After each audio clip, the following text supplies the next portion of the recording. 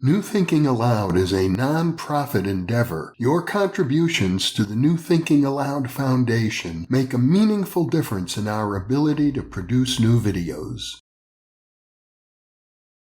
You can now download a free PDF copy or purchase a beautiful printed edition of Issue 5 of the New Thinking Aloud magazine.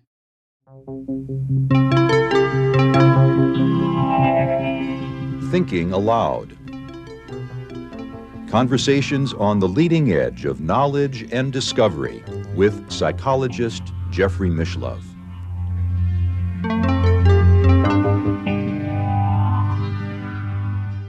Hello and welcome. I'm Jeffrey Mishlove. Today we will be exploring the topic of psychonautics, the art and science of exploring the depths of human consciousness through a variety of techniques and processes, including mind-expanding drugs. My guest is Mike J. He is a cultural historian and author of many books, including Psychonauts, Drugs and the Making of the Modern Mind, Mescaline, A Global History of the First Psychedelic, High Society, The Central Role of Mind-Altering Drugs in History, Science, and Culture, and Emperors of Dreams, Drugs in the 19th Century. Mike is based in England, and now I'll switch over to the internet video. Welcome, Mike. It's a pleasure to be with you once again. It's a great pleasure to be back, Jeff. We're going to be looking at the question of, I guess you could say, self-exploration into the depths of consciousness using many techniques, but in particular, mind-altering drugs. And I really enjoyed the way in your book, Psychonauts, you go back into the history and actually go back really to the era of, in the 1600s, the founding of the Royal Society, where you had some of the leading figures of that era, people like the chemist Robert Boyle, one of the founders of the society and pillars of the society, experimenting on himself. Well, at the same time, the motto of the society is don't trust anything anybody tells you. Basically, that self-experimentation was considered an inferior form of science, to put it mildly. It was one of the things that inspired me to put Psychonauts together was, looking back into this history of self-experimentation, because, of course, in the psychedelic renaissance as we have it today, our leading scientists, neuroscientists and pharmacologists are not telling us about their drug experiences. Quite the opposite.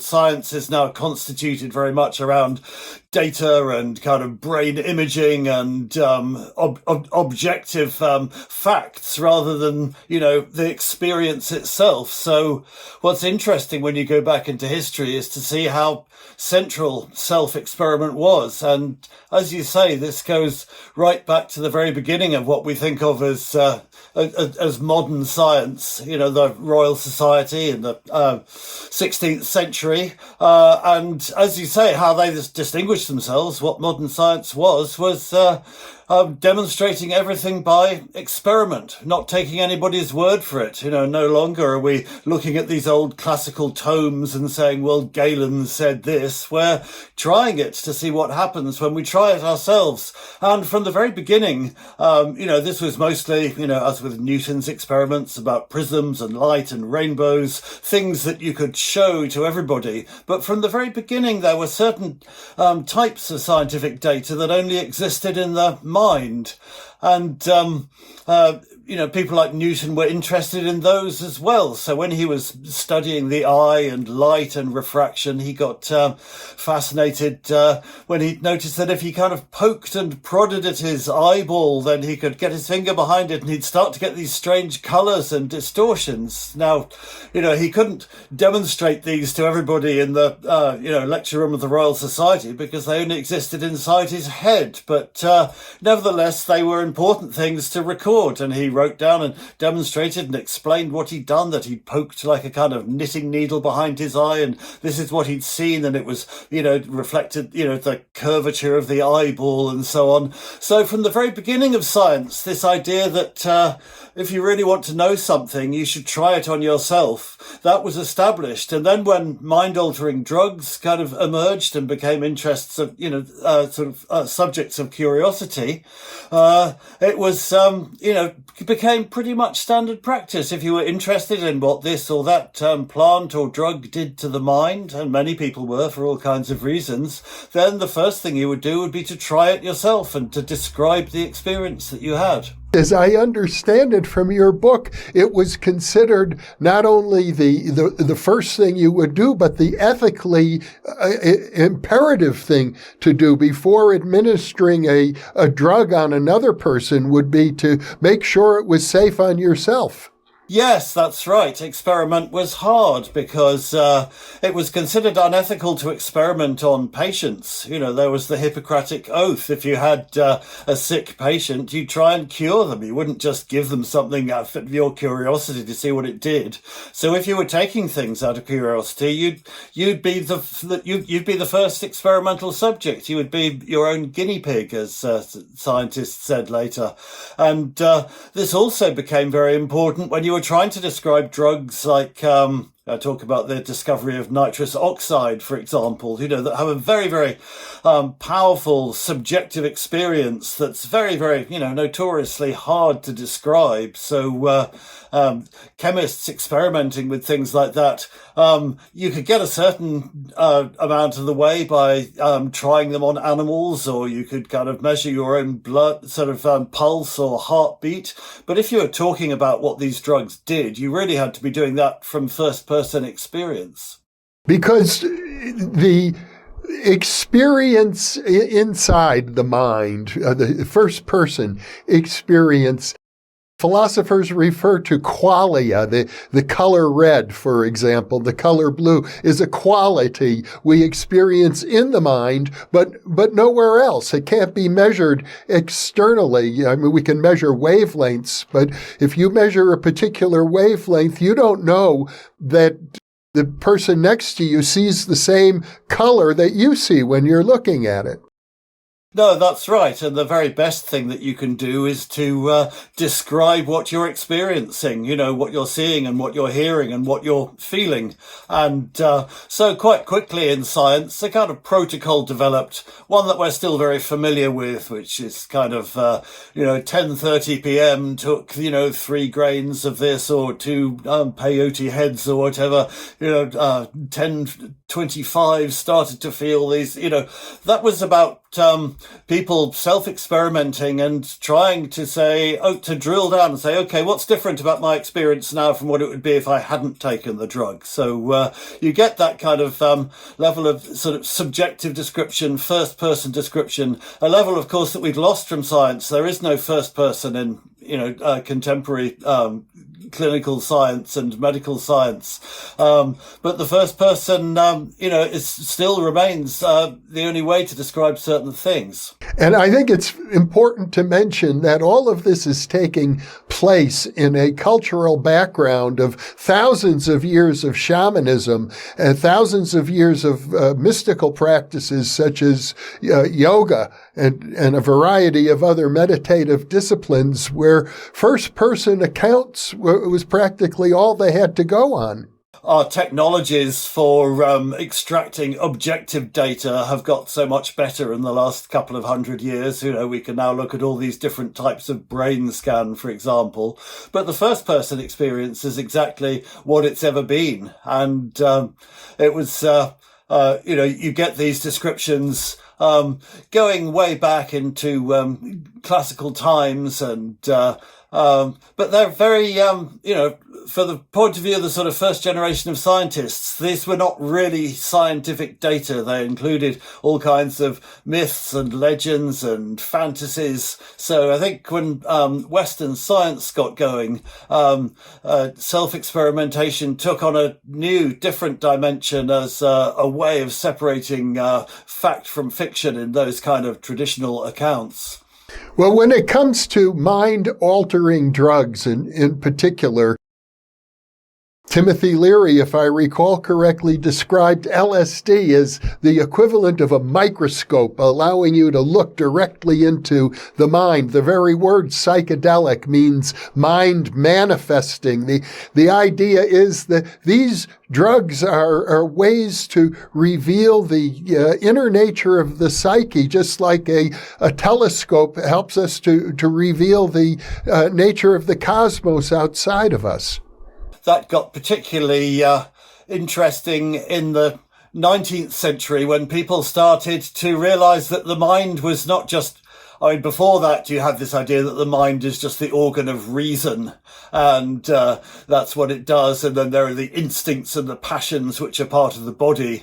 Then I guess with Immanuel Kant and his separation of the world into the world of our senses and the world behind it, we started to realize that in fact our picture of reality was constructed by our senses, and if we altered our sensory inputs we could change reality.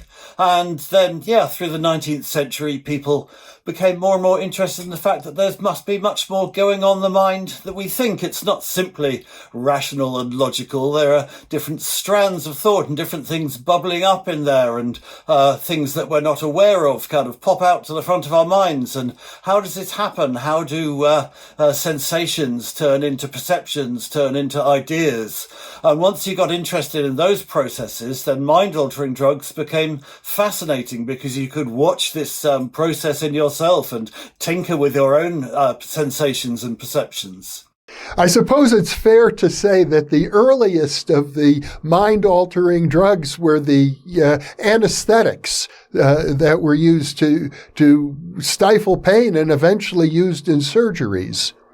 Yeah, that's right. If you go back to the classical sources, the early pharmacist Dioscorides, who kind of wrote about all these plants and catalogued them and their effects, they were the first ones he grouped together. He called them narcotics. And that was, I guess, the nightshades as well, things like datura and belladonna and henbane, but opium as well. And they were the first.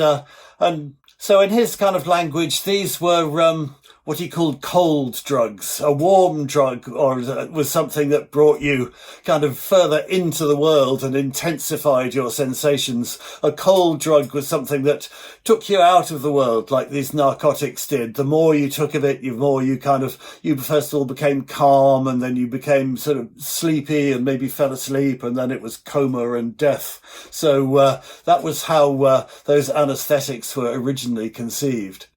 But some of the early medical doctors, I gather, really went to great lengths to push what the experience was like taking simple drugs like ether. I mean, the great breakthrough of modern medicine, the discovery of surgical anesthesia, which was kind of in the sort of 1840s, actually was achieved with agents that had not been newly discovered by science. Nitrous oxide, which was used in dentistry, had been around for decades, and ether, as you say, went right back to the Renaissance, as far as you can tell, reading his kind of slightly cryptic writings. The alchemist Paracelsus had figured out how to synthesize ether from sulfuric acid and alcohol, and had tried it on animals. So when this great breakthrough of modern science arrived, it arrived with these gases and volatile inhalants that had been familiar in the culture more broadly for decades and even centuries. The really landmark instance would be the chemist Humphry Davy and his experiments with nitrous oxide. They preceded the more famous experimentation of William James. Humphry Davy was a chemist, a young and brilliant chemist who in 1799 was hired to work in a kind of medical research institution to synthesize all the various gases that were becoming available and see if they might have uses in medicine. So this was, carbon monoxide and oxygen and other things, but also nitrous oxide, which nobody had inhaled up to that point. And it was believed to be toxic, but Davy, self-experimenting, tried it and found that it produced this great rush of euphoria, and then kind of just as that was fading away, a sort of sense of cosmic revelation, a real feeling that he'd seen, reality in a way that he'd never ever seen it before. And that when he came back to normal consciousness, this was astonishing to him. How could it be that this gas that, as far as anyone knew, didn't exist in nature, only existed in the laboratory, how could a lungful of that produce these incredible effects on the mind and the spirit and the sense of spiritual revelation? That was, necessitated a complete rethinking of the relationship between the body and the mind. And for our viewers who may not realize, nitrous oxide is also known by the more familiar name of laughing gas. And I remember being at the dentist and having it. I used to request it and pay extra for the dentist to administer it. And I recall being in a state of mind where I'd say to myself, now I know why they call it laughing gas. And that seemed like the funniest thing in the world to me at the time. Many of us, certainly me. I mean, my first psychedelic experience would have been in the dentist's chair as a child. And that nickname of laughing gas emerged because after Humphry Davy's experiments, it was hard to find a medical use for this. He did suggest that it could be useful for surgical anesthesia, but since he was making it by heating ammonium nitrate, which is a very explosive chemical reaction, I can't imagine any surgeons of that time wanting this chemist tinkering around with explosive gases in their surgery. So it kind of became a curiosity, and people started demonstrating its effects in groups, scientific groups, and then in sort of public performances, in kind of music hall theatres and carnivals. I guess a bit like if you think of the stage hypnotism shows we have today, you would get somebody would come on stage with their barrel of nitrous oxide and say, if anyone's brave enough to inhale this, come along, and they'd give all the health warnings. And then somebody would come on stage and inhale some laughing gas and have this kind of crazy, wild, hilarious experience. And obviously, they would act it out and, just for the pleasure of the audience. So that was the context in which it first became known as laughing gas. And that was also the context in which it made its way into surgery, because it was at one of these performances, a carnival in New England, that there happened to be a dentist in the audience, and he saw the people inhaling nitrous oxide and laughing and having fits and dancing and stumbling around, and noticed that one of them had kind of gashed his shin really quite badly, but didn't seem to feel any pain. And that was the point at which Horace Wells, this dentist, thought, I could use that in my business, because, there's a real limiting factor is people don't want to put up with the pain. So he decided to try nitrous oxide on himself and have a wisdom tooth removed. Well, let's talk about William James.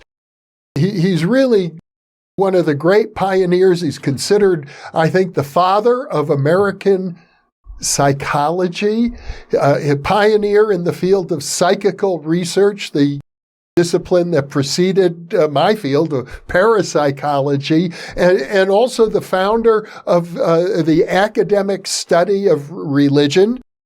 In addition to that, he's considered one of the great pioneers of American pragmatic philosophy, a man of towering intellect who also took it upon himself to experiment with nitrous oxide.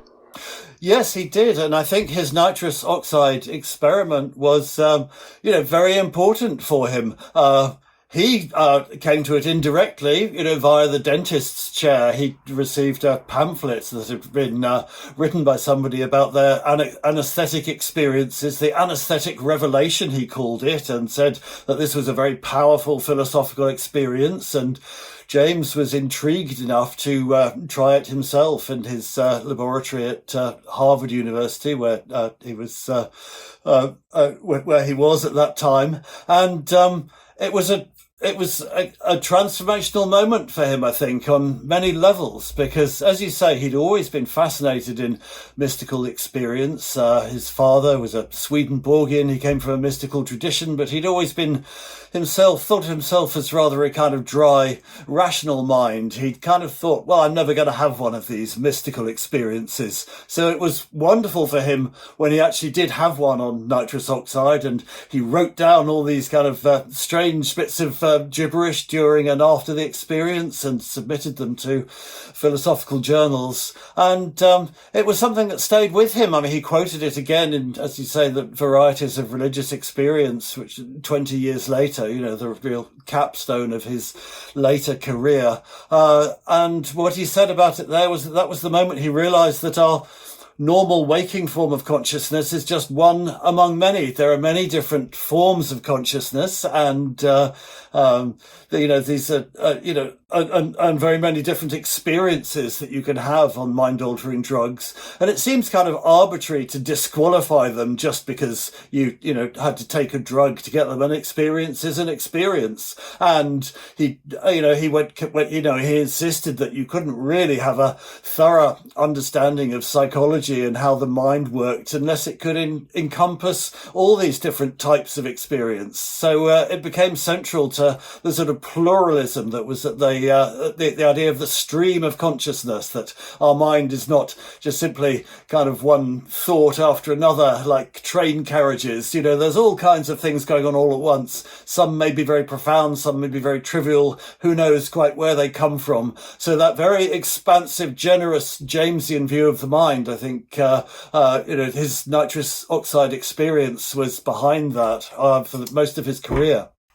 James was unique, I think, in his generation and his emphasis on consciousness, because after he died, I believe he died in 1910, that psychology took a different direction. The behavioral movement became dominant, and the idea that we could study consciousness at all went into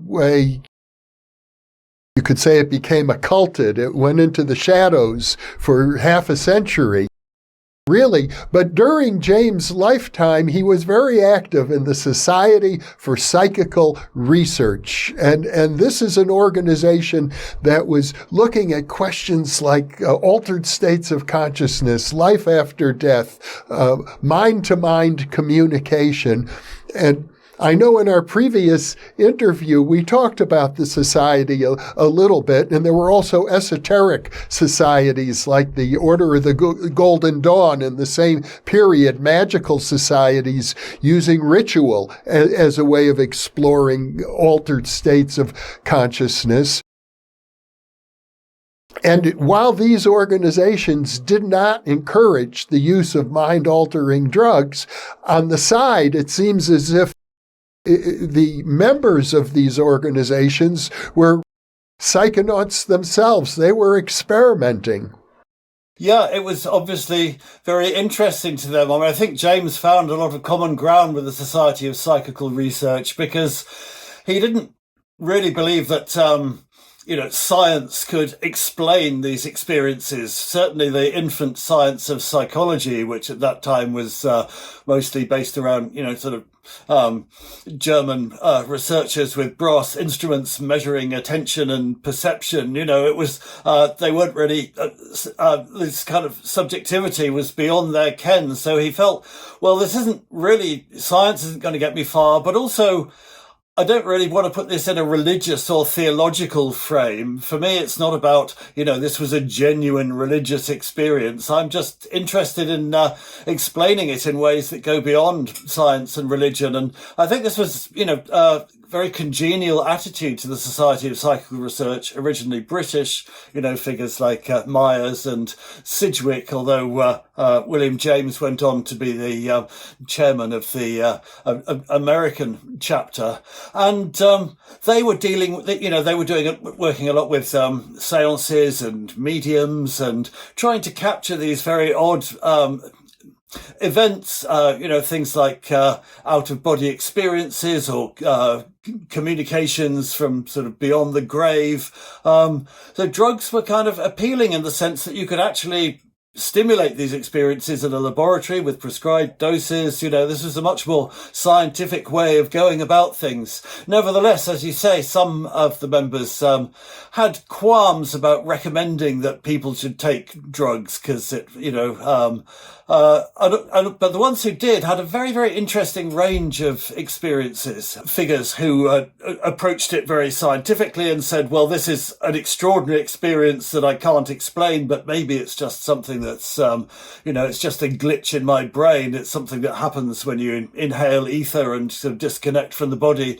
But there were other members of the Society of Psychical Research who were theosophists, for example, and they experienced the same thing, but their explanation of what was going on was that, we have a physical material body and we have a subtle body. And what's happening here is the material body is being suppressed and the subtle body, which is, what we experience maybe in dreams and seances and altered states of consciousness is allowed to rise up. So even within these organizations, when you had different people taking the same drug, they come up with very different ideas.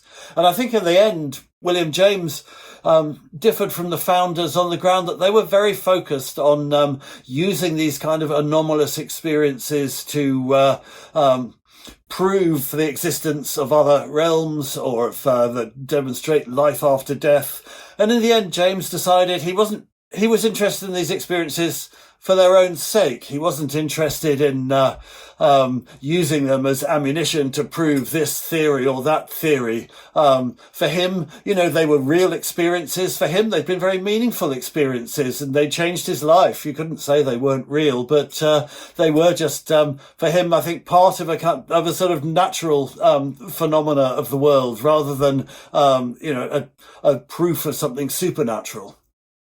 Do you think it would be fair to say that William James regarded his experience with nitrous oxide as an authentic mystical experience? Yes, I think it would be fair to say that. It wasn't something that he repeated or went back to. Having done it once, he'd done it, and that had answered his questions for him.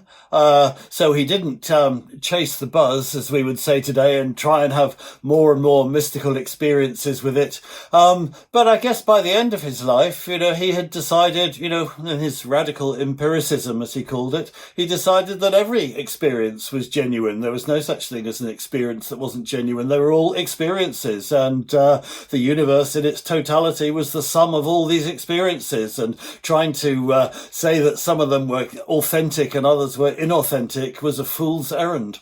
And his theory of radical empiricism, I think, in effect, is the philosophical basis for the very idea of psychonautics as a discipline.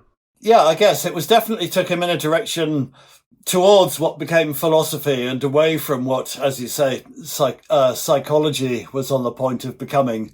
But it also, I think, has some, although it's far more cerebral, it has a lot of resonances with sort of ideas that you find in Amazonian shamanism, for example, of perspectivism, whereby the universe kind of reconfigures itself around the person who's perceiving it. So, and that's pretty much what James was saying with his radical empiricism is, there is a real world out there. It does all make sense. It's a jigsaw with all the pieces you can be put together, but then the way that the jigsaw pieces that I have to put together are different from the ones that you have to put together. And, I think, certainly phenomenologists and people who kind of try to really conceptualize the way that, shamanic practices work.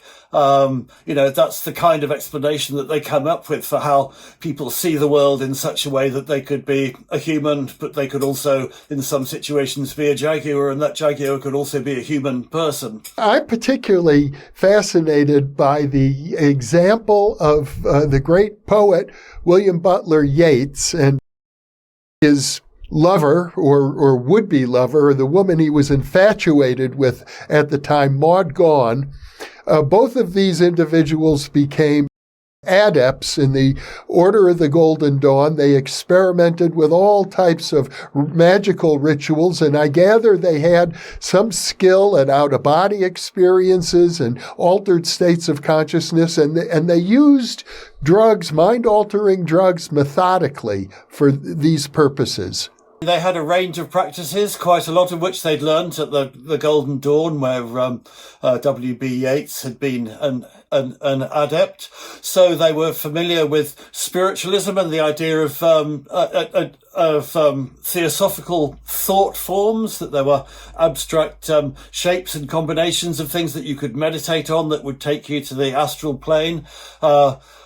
Yeats was particularly fond of the Sanskrit idea of the tattva, and he had these little cards with different coloured geometrical shapes on, representing mind and body and spirit and so on. And he and Maud Gonne would use these often with hashish to get into a meditative state and to meditate on one's body and then one's soul within one's body and then fire within one's soul, and opening up a kind of gateway or portal to the astral plane where their minds could roam freely. And as Maud Gonne said, the next morning you'd wake up and suddenly you'd have all these ideas and insights that would have appeared as a result.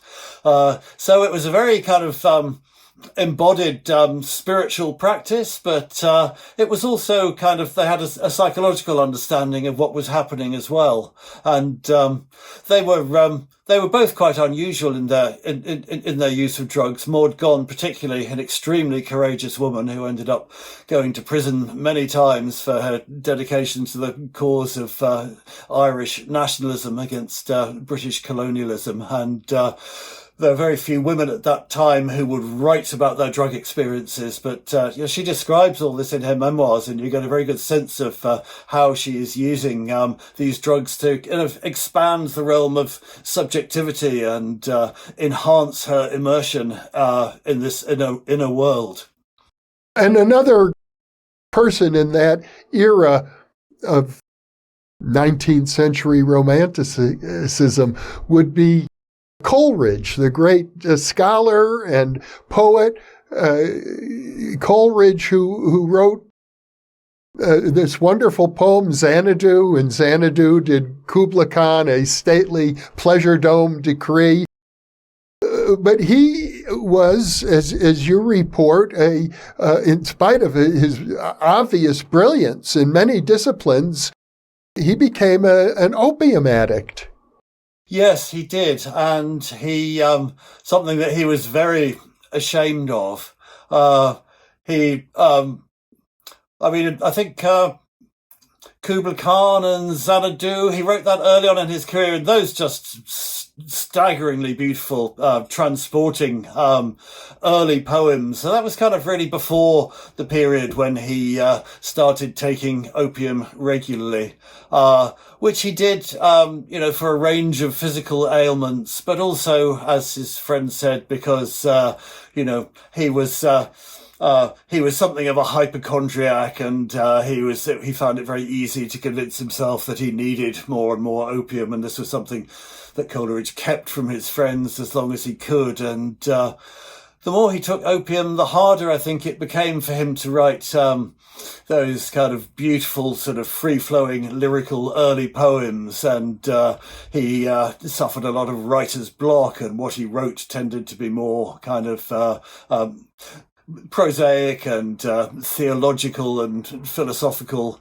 And at the time of his real dependence on opium, his secretary was a young man called Thomas de Quincey, who also went through a similar trajectory with opium. But de Quincey decided that whereas Coleridge had been embarrassed and ashamed of his opium use and had kept quiet about it, de Quincey decided he was going to be open about it, and he exposed Coleridge rather cruelly in the process. But I think the way that de Quincey used opium and the way that he used it as a literary and philosophical tool to lay out his a picture of his mind and of his life, is really the beginning of what we would call drug literature these days.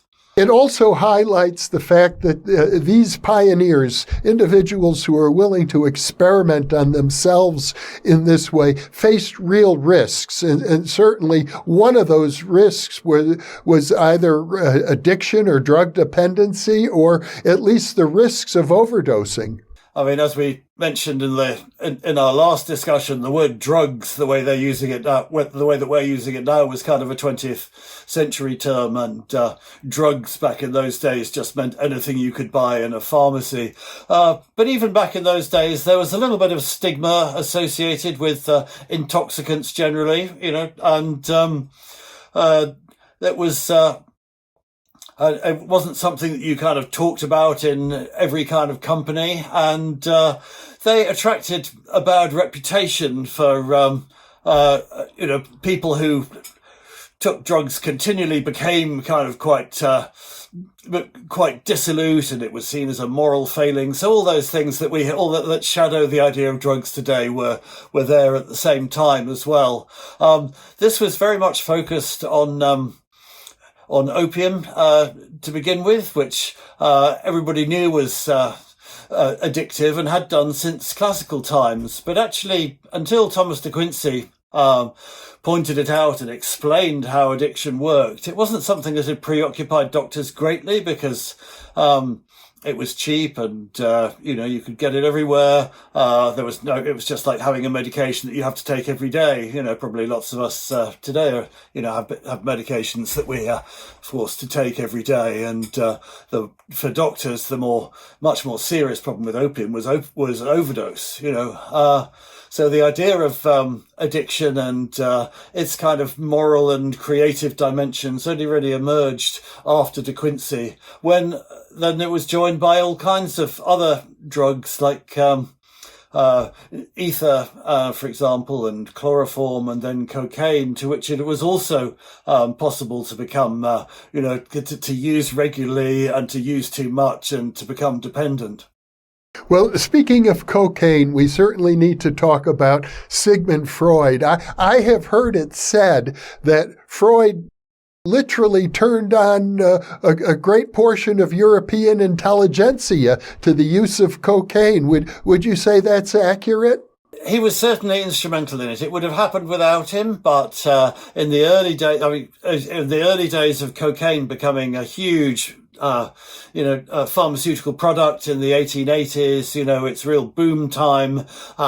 Then one of the, primary sort of medical and scientific sources who was always quoted for it was Sigmund Freud. So he was in that kind of relationship that, some of our scientists today might be thought of as, being advocates for psychedelics. He liked that with cocaine. I mean, I think it's quite hard to approach the Freud story now, because, of course, we now know the famous Sigmund Freud, and we now have our very firm idea of what cocaine is. So we have to, mentally erase that and go back to the time when Freud was a young researcher and cocaine was a new and little-known drug. And I think if we do that, we get a very different picture. I think it's very easy to understand why he was so interested in it. It was a period when everybody was looking for stimulants because the pace of life was accelerating through the Industrial Revolution. There were lots of these narcotics that we've mentioned and lots of new ones coming on stream, chloral hydrate and sedatives. But cocaine was something new, and in a world where lots of people were suffering from exhaustion and burnout, the idea of something that could give people more energy was very interesting. And I think Freud was right to be interested in it. But then the fatal mistake I think that he made was he was a very sober and responsible fellow, and he only ever took cocaine as directed in very small doses. So he said, no, it's not addictive. I've never felt any temptation to take more than a dose. And in fact, when I've had a little dose of it, I feel a slight revulsion at taking any more. So Freud was completely blindsided when it got out into the wider world, and people discovered that, especially if you were using these new hypodermic syringes to inject it, you could indeed take enormous amounts of cocaine and do yourself a great deal of damage very quickly. But I think Freud's failing was not as is often portrayed, that he became a cocaine addict, but it was actually the opposite. He was too cautious and didn't see the dark side of cocaine until it was too late. We're almost at a point in history where it's important to bring up the psychonauts that I think are most important to our viewers today, and those are the pioneers of psychedelic. Mm-hmm. Experimentation, and one of the first names to come to mind would be Aldous Huxley. You can see how much that first generation of people like Huxley, who with Humphrey Osmond coined the word psychedelic, how much they looked back to previous sources, how influenced Huxley was by William James, how closely, before he wrote The Doors of Perception, he read the description of the effects of peyote by Havelock Ellis, who was a British psychologist and art critic who in the 1890s was one of the first people here in Britain, the first person here in Britain, I think, to take peyote and to describe the mescaline experience. So I think with figures like Huxley, what you see is that, we talk about the psychedelic renaissance now, or renaissance, but the 1950s and 1960s, when it first appeared, that was also a renaissance. It was a renaissance of something that had, been part of Western science and culture, and then just in the early years of the 20th century had been suppressed, and they were bringing it back again. And for Huxley, he had been, very profoundly interested in mystical experience for some time, but he had, for most of his career, believed that drugs were not a path to it, and he was writing, even in the early 1950s, the drugs are not a path to enlightenment. They're a form of slavery. Any brief insights they might give you will be immediately swamped by all their negative effects, and you'll become drugged and dissolute, and, don't do drugs, kids. And so he was a believer in the mystical experience long before he was a believer in drugs. And I think what mescaline did when he took it was it completely changed his mind. And I think that's why he felt the need to come up with a new word. You couldn't really call mescaline a drug, because drug for him had all these associations of being a kind of sedative and sort of mind numbing, and this was completely the opposite. And it also wasn't what the psychiatrist said it was, which was a psychotomimetic, or something that mimicked the effects of schizophrenia or psychosis. So he said we need a new word that connects this new type of drug to mystical experience and personal growth. And that's when he and Osmond put their heads together and came up with the word psychedelic, to come up with a term that had all those positive associations that the word drugs was too pejorative to capture. Huxley himself would not have been in favor of the vast wave of drug use that began in the 60s, that was really promoted by people like Timothy Leary, turn on, tune in, and drop out. Huxley, to my understanding, felt that this was something that should be reserved for elite thinkers such as himself and perhaps his friend Gerald Hurd. Yeah, I think that was how he saw it, and I think that was, we got a lot of talk about the Eleusinian mysteries in psychedelic discourse, and that, really before the idea that, they might have contained a psychedelic, you had people like him and, as you say, Gerard Hurd and a lot of other people saying, this is a model for how we should roll out psychedelics in our society. Just, we should just pick the best and the brightest, the cream of the young people, and we should take them off and initiate them and kind of teach them and understand so that they can understand what this is like and get their insights from it, and they can then guide society, in a more positive direction. So yeah, it was a very paternalistic idea, and actually, I think that early generation of the first generation of psychedelic enthusiasts in the 1950s mostly felt that way. That was the way they saw it, and it was when Timothy Leary and others joined it that they found this too elitist and thought, well, we should just, who are we to say who should and shouldn't have this experience? We should just roll it out and see where it goes. But I think for Huxley, the idea was that you could give, that it was a kind of instant Zen, that you could give anybody a pill and they'd have a profound mystical experience. That wasn't the way he saw it at all. I mean, for him, it was, this was something that had to be cultivated, and one had to have a appreciation of an experience of what he called the perennial philosophy, what he regarded as the kind of ultimate truth behind all the world's religions. And, that was what, if you were on that path, then psychedelics, could open those doors for you. Now, I was first introduced to Aldous Huxley when I was a high school student, long before I'd ever even given a thought to drugs of any kind, not even cannabis. And at that time, his great novel, Brave New World, seemed to be a very harsh and penetrating critique of the modern world altogether, particularly modern technology of all kinds.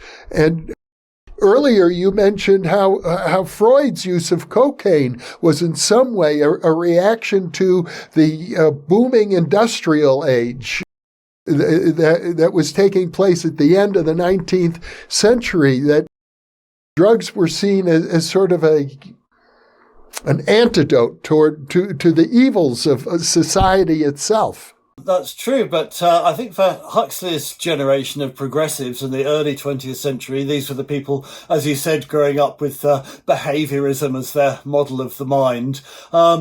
They saw drugs as, the way that we might see that alcohol is viewed today as actually the product of big business and a mass industrialized society, and that these were things that were given to the masses to keep them quiet and stop them thinking for themselves. And I think that's how Huxley sees Soma in Brave New World.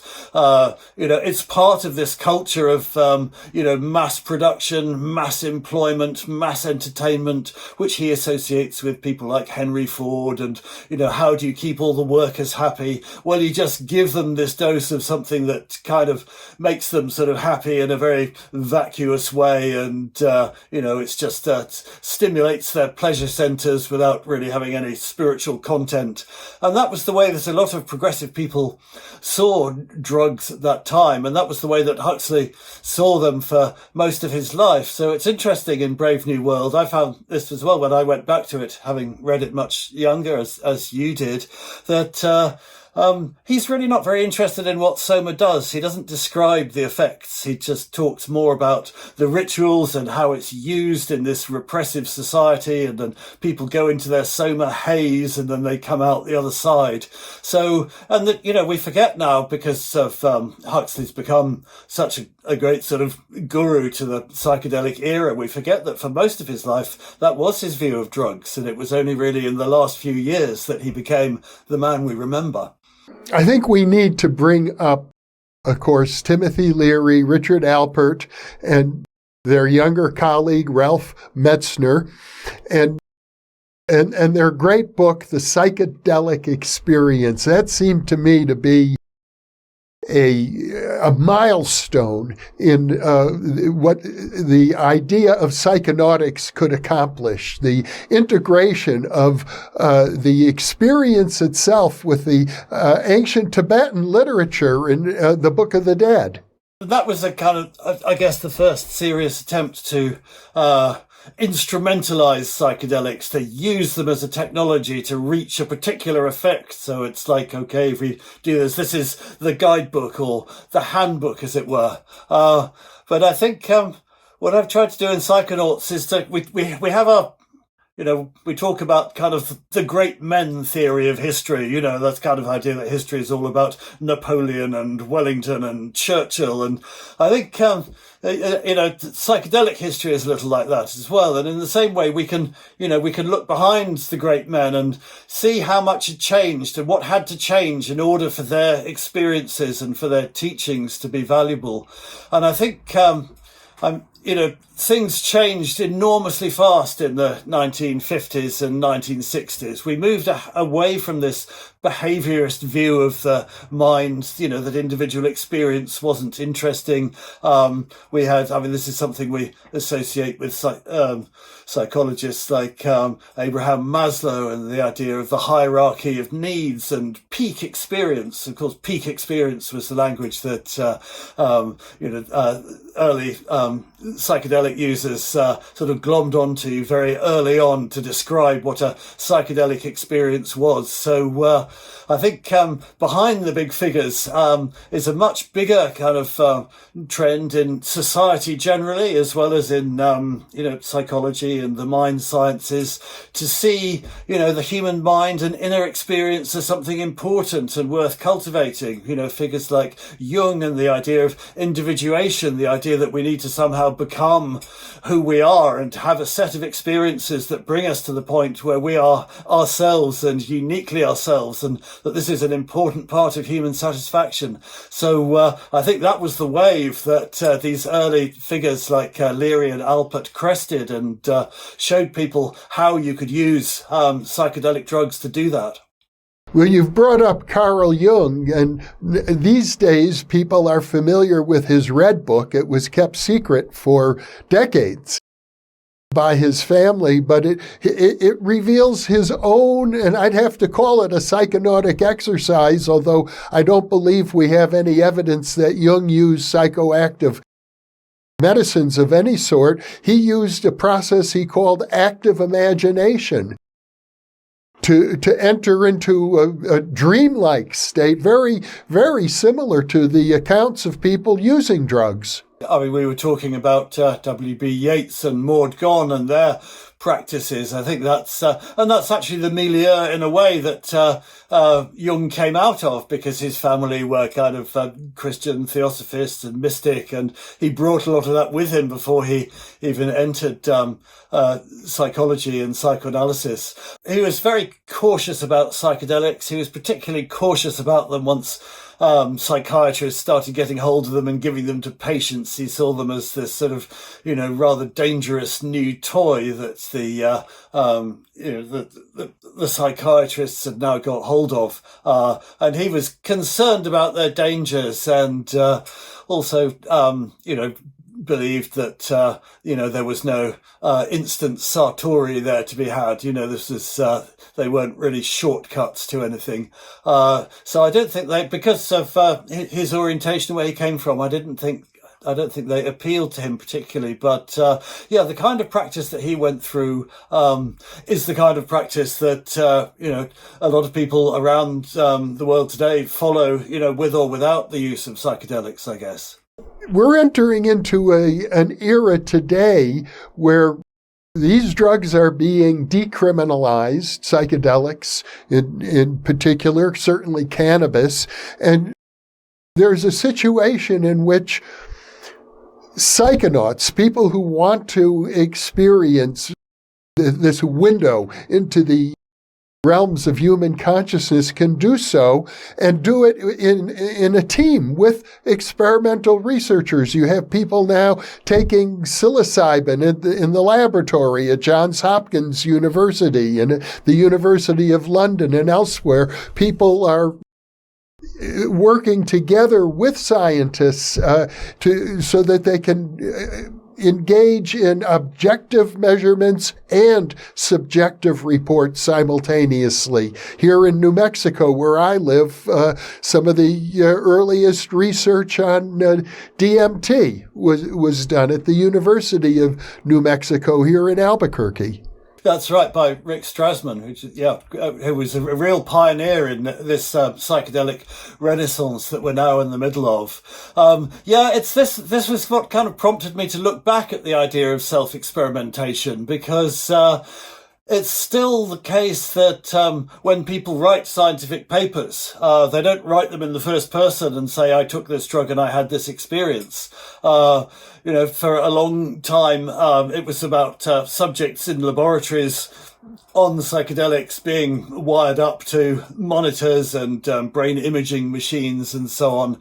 And we're now starting to find a little bit more qualitative work where the researchers are sitting down together with people having the experience and asking them about it and including a bit more of their subjective sense of the experience.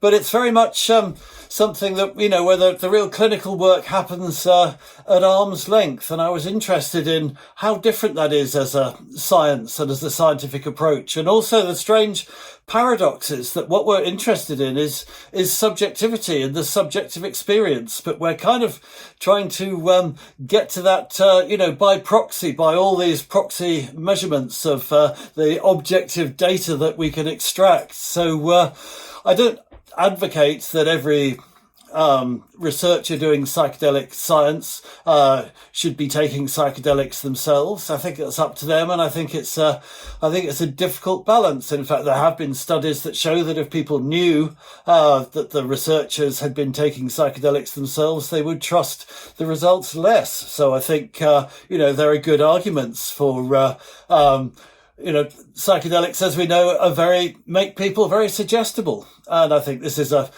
still, however objective and careful we are with scientific research, this is a problem that we see quite a lot in sort of psychedelic research, that pretty much any question you ask about psychedelics, to subjects on them, the answer will be yes.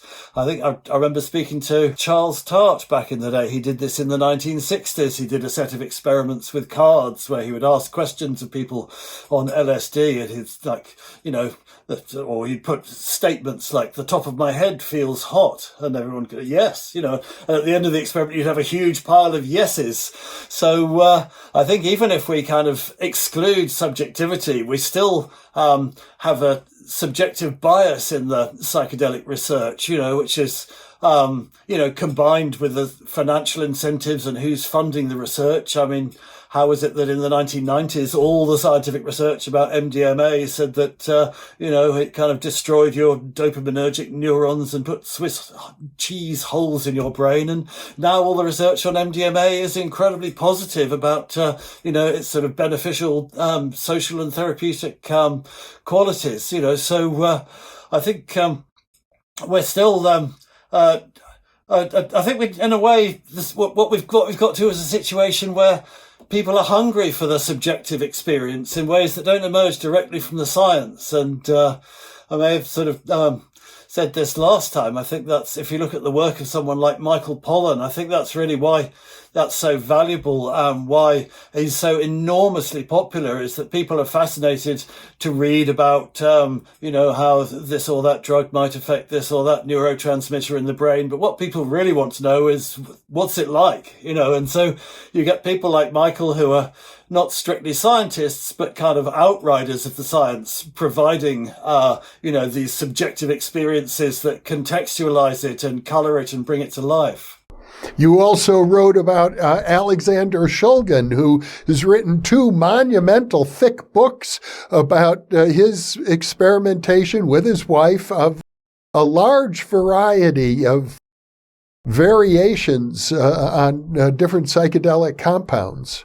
Alexander Shulgin was absolutely fascinating because he was a very principled self-experimenter. He believed that if you were a psychopharmacologist and you were making these drugs, phenethylamines or tryptamines, then there was the chemical synthesis that was very important, and you got to your white powder or crystal.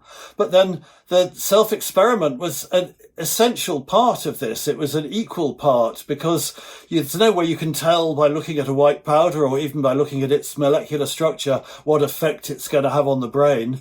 So he did that, and he worked out a very systematic way of doing it together with his wife Anne and with a sort of a bunch of other experimenters. They developed a kind of protocol for rating the effects of drugs subjectively to combine that with all the chemical practice. And of course, Shulgin could do this because he wasn't trying to make money out of these. He wasn't trying to license these drugs that he was making. He wasn't trying to patent them. He was just working in his laboratory, so he had no kind of complicated corporate sponsors or ethical protocols. And I think what's so fascinating about those two door-stopping books of Alexander Shulgin is that for all the different compounds he describes, there are two parts of the description. The first part is what he calls the chemical synthesis, and the second part is what he calls the subjective extension. So he starts off by describing the synthesis and then has little quotations of, well, at 35 milligrams, this was what it felt like, and at 50 milligrams, this was what it felt like. And if you go right back to the beginning of this, to Humphry Davy and his nitrous oxide experiments, the big door-stopping book that he wrote was exactly the same. It started with all the chemical synthesis, and then it went on through the physiology, how much of the gas is absorbed into the bloodstream, what happens if you give it to frogs or rats. But then he finished with what Shulgin would have called subjective extensions, with people like Samuel Coleridge giving their descriptions of the effects of the gas. And seems somehow that you have to put these two things together. They're mutually unintelligible. You can't translate chemistry and pharmacology into literature and poetry and philosophy, but somehow you can, if you put the two of them together, then you get the whole picture. Mike, I wonder if you have any vision or even hypothesis regarding the future of psychonautics as a discipline. That's a really good question. I think it's not clear yet what psychonautics as a discipline could be. I think our first impulse is always to instrumentalize them. So where it's either to turn them into tools of medicine, and it's increasingly we're seeing them also being treated as tools of religion, spiritual technologies, sacraments, psychedelic churches forming around particular compounds. And I think there's something beyond that, which is, just taking the experience on its own terms, not trying to press it into service, either medical or spiritual. But because it's very hard to contain psychedelics within those boundaries. I think they have great utility within all these disciplines, but you can't put them in that box and say that's where they belong. So I very much hope that, as William James would have wanted, we have a future in which all kinds of uses and all kinds of experiences are possible, and that psychedelics can, rather than being a discipline of psychonautics in itself, it can be something that informs our culture and our science right across the board. Well, this has been a fascinating discussion. Once again, I think we've covered a lot of ground. I'm quite sure that a percentage of our viewers are psychonauts themselves in their own way. And I have been throughout most of my adult lifetime. Well, me too. I think drugs have been very instrumental in my interest in human consciousness and in the far reaches of human nature, a term I think Abraham Maslow used in the title of one of his books, that we have a lot to discover about what it means truly to be a conscious human being. I think that's right, and I'm glad for that reason that these experiences are not so heavily stigmatized as they were. It doesn't mean to say that we should believe these drugs have magical properties and no dangers, because clearly that's not the case. But I think, I think it contributes to our cultural conversation. And I think the fact, it's increasingly it becomes possible for more and more people to have these kinds, of very exceptional experiences, and to have them in the context of a culture that is not condemning them or throwing people in jail for it, but interested in those experiences and in sharing them and in spreading them. I'm also optimistic about that, and grateful for those experiences that I've had, throughout my adult life too. Well, Mike, once again, thank you so much for being with me. It's been a real pleasure to share your vast knowledge with the New Thinking Aloud audience. It's been a great pleasure to return, Jeff. Thank you very much indeed. And for those of you listening or watching, thank you for being with us, because you are the reason that we are here.